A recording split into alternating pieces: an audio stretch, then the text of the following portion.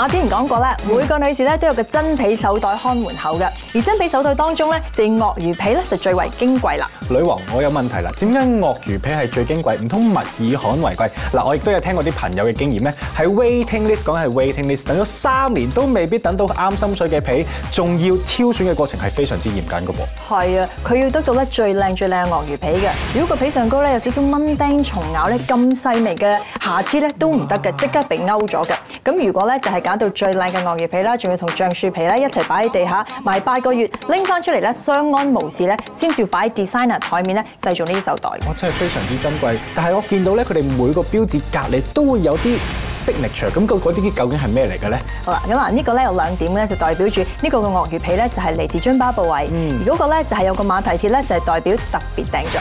既然可以特別訂造嘅話，等我訂做一個心形嘅袋送俾我女朋友先。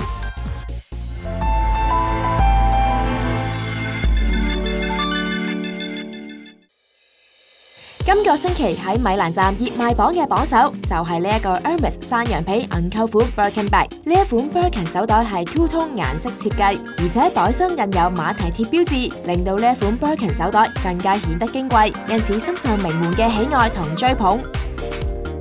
米蘭站提提你，應該將手袋分開存放，特別係漆皮手袋。存放嘅時候必須用防塵袋獨立封存，以免被其他手袋嘅顏色同熱力所影響。